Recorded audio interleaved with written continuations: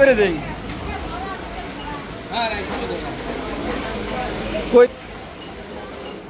এই লাইনটা একটু বন্ধ করো।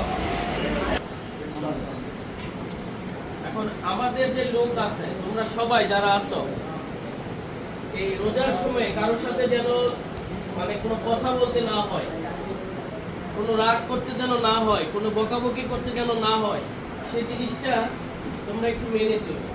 তোমাদের যে কাজ বা তোমাদের কাজ করার যে গতি বা তোমরা যেভাবে কাজ করো সেভাবে কাজ করো। কেউ কথা বলুক, রোজার সময় কষ্ট লাগবে, রোজা থাকে। এমনি তো রোজার সময় কেউ যদি ধাক্কাও দেয় মনে হবে যে তরোয়াল ধাক্কা দিচ্ছে, কেউ যদি আস্তে কথা কয় মনে হবে যে জাহাজে শব্দ হয়েছে। মানে খিদায় তো রাগ এমনি বেশি থাকে।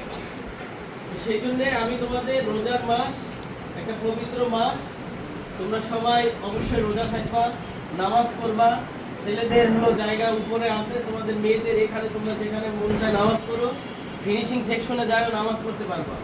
বুঝতে পারছি? কথা শুনতেছ? যারা ছেলেরা আসো তারা নামাজ পড়বা কোথায়? কাটিং সেকশনে।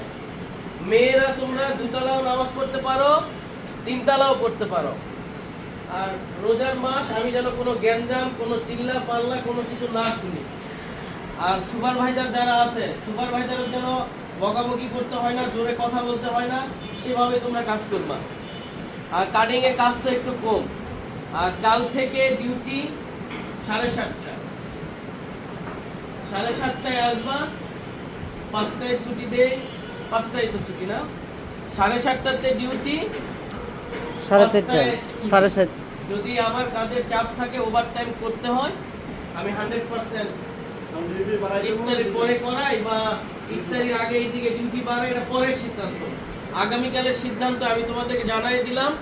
আর আমার একটা রিকোয়েস্ট থাকবে, এমনি গার্মেন্টসে চাকরি করো, ঠিক মতো খাইতে পারো না, সবগুলো মানুষই রোজা থাকো, রোজা থাকে আমার জন্য একটু দোয়া করো, আমি যেন ভালো থাকি।